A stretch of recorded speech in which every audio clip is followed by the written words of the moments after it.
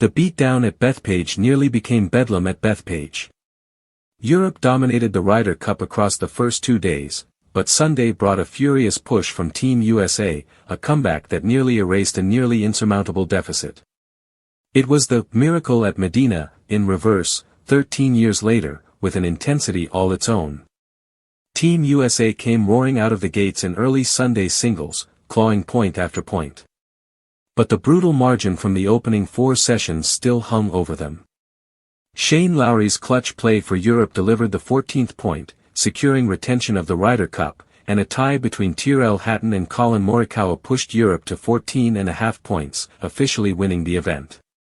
Fans packed the back 9, from holes 15 through 18, hanging on every drive, every putt, every moment that kept American hope alive or European composure intact.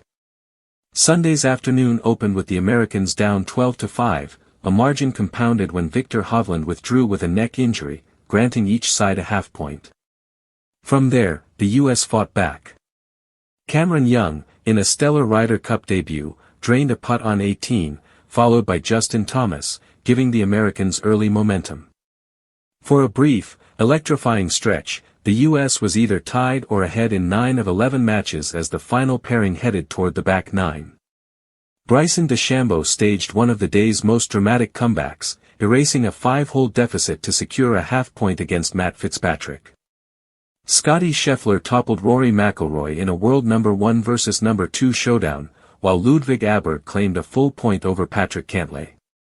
Each American effort electrified the crowd, each European response tempered the frenzy, a delicate balance that carried the event to its tense conclusion. Even a near-perfect Sunday couldn't erase mistakes from the first 2 days.